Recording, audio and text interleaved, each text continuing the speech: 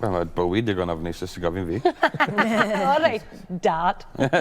So, a dyma'r peth mwyaf ofnus i erioed i digwydd i fi. So, o'n i gatre yn just TV, a mae tŷ rhieni fi, mae fe'n hen ffermdy, ydyn mae fe'n really hen.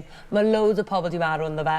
Nath fel great auntie fi marw yn safell wely fi pan oedd hi'n like 3 mlwydd oed. Scary house.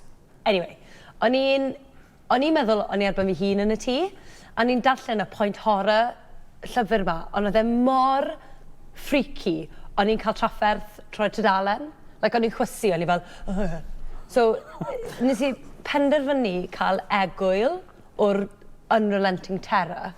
So, es i lawr sar, a trio cael, like, keep my mind off the fear, nes i penderfynu fel organise o VHS tapes fi.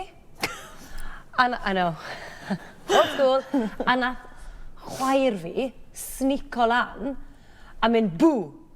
A nes i chwydu dros un. So, stori fi, mae fe mwy amdano deepest fear fi. So, deepest fear fi yw pryfed cop, spiders. Fi yn cysaino. Seriously, fucking cysaino. Right? So, a mae ffrindiau fi'n gwybod bod fi'n fucking cysaino, right? You'd think.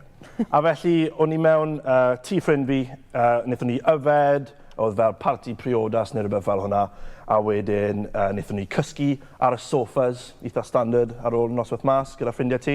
A wedyn, deffro yn y bore, a ti'n mo fel hangover, chat a banter, nonsense, ond ti hefyd dal yn flinedig, right? So ti dal yn, ti'n mo, pitch o'n ôl mewn i gwsg ti weithiau, wel o fi yn, a felly, oedd y boes yn ffysan lan gyda'r ceiling, yn mynd lan at cornel y ceiling.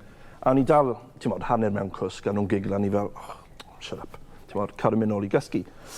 A wedyn, nes i deffro gyda tipyn o tickle o dan trwyn. A ni fel, a nes i just deffro, edrych yn nhw, a maen nhw'n pisio chwerthin edrych yn fi, a wedyn fi'n just teimlo trwyn fi yn twitcho a dechrau mynd, a fi fel, fucking spider mewn trwyn fi. A ni fel, a wedyn nhw dal eisiau chaso fi gyda spider hyn, so nes i redeg allan o'r tŷ, redeg lawr y stryd yn tumble, a ni ddim wedi dod nôl nes o mam fi wedi dod i pigo fi.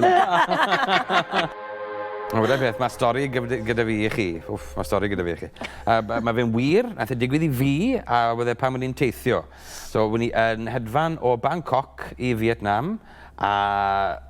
Wel, rhoi bach o backstory i chi. Wni wedi bod ar y smash yn Bangkok. Mae ffrind fi wedi cael ei carden banc wedi dwyne o'i shorts a tra byddai'n cysgu. Gades i carden fi yn Cash Point, a wede wedi llincu fe dim roi yn ôl. A wedyn, ar ôl ni, wedyn, travel Mastercard ni i topo arian lan i cadw ni'n ein fynd. So, yna beth wedi digwydd wedyn o hedfan o Bangkok i Vietnam, wedd y swyddfa bost wedi canslo'r carden achos ni wedi topo gormod o arian ar benne.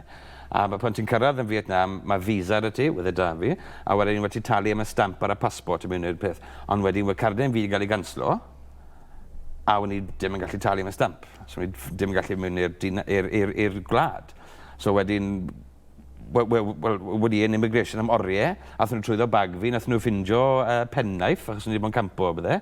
Wedyn, wedi siwm tua 8 pint yn fyr. A roi nhw dewis o 2 peth i fi. Wedyn nhw, reit, ti'n gallu mynd i'r gorsaf heddlu mwy agos, a ni'n mynd i gadw ti yn y cells myna dros nos, a aros i dy arian i clirio, neu wyt ti'n mynd i gael ei cadw mynin yn y security room yn y wyborth o dan armed guard. A we choice di fi, chwarae teg nhw, so wedes i, na i aros yn y security room ma o dan armed guard, os gwelwch yn dda. A nes i siarad gyda'r British Embassy y dydd ar ôl ni, a wedyn nhw i fi, dwi ni ddim yn gallu rhoi arian i chi, a gweles i, sa i eisiau arian, jyst gael fi mas o'r bledi twll ma. Es i mewn i'r tŷ bach i gael pisiad, wedd llygoden mawr Vietnamese mewn na, mwy o seis na French Bulldog, dim byd ffelle. A bore ar ôl ni, ges i hedfan nôl i Bangkok, a wedyn, es i o Bangkok nôl trwy India, nôl i Llundain, a nôl i Gymru, a wedyn, o'n i'n saff, a o'n i'n hapus, a fi byth yn siŵr os gallai mynd nôl i Vietnam eto. 8 pint. Mae yna wath a Cardydd. Wel, dyn ni angen dewis pwy sydd efo'r stori mwyaf scary. Wedyn ni, mae tipyn o storiau i dewis o'n yna, wedi teg. Fi'n weld fain ti'n eitha doniol, achos ti'n cawr o foi, a ti'n ofon o pethau eitha bach. So, fi'n siŵr mae'n eitha odd, achos mae corri neu spiders, maen nhw just fel abdomen gyda pubes y tyddi mas. Hoff un fi yw Eleri, bys ti jyst yn edrych am unrhyw esgus i bod yn sic neu pisio dros dina neu cachu dina neu rhywbeth. Mae fe wedi digwydd, mae sŵno fel rhywbeth mas o ffilm, a mae fe'n scary. I fi, ia, maen nhw gyd yn storiad da. Dwi'n meddwl, dwi'n teimlo dros dy ti. Stori ti mor humiliating hefyd i gorfod ffonio mam. Ac humiliating i chdi, Eleri, bod literally just dy chwaer yn deud bw, neu ti chwdu fel yna. Ond dwi'n teimlo bod o'n mwy scary ddi hi na ti. A oedd hi fel, oh my gosh, mae chwaer fi o'r Exorcist. Ti'n gwybod? I fi, mae rhaid iddo bod yn stori ti, Steph. Mae fel Bridget Jones 2 heb yr comedy. Mae fel The Terminal heb y romance. Mae'n really, really ddychrynllyd. Ie, fi'n cytuno dy lona. Ofnadw, mae pre-cops. Mae lot o bobl yn ofyn pre-cops, fi'n deall e, terrifying. Ond Steph, mae stori ti'n genuinely traumatic.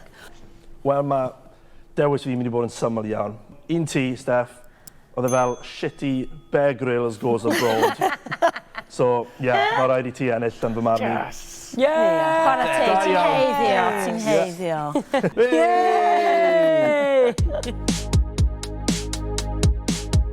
Wedi fel Tom Hanks yn y Terminal, na fel Tom Hanks yn... beth yw'r enw ffilm?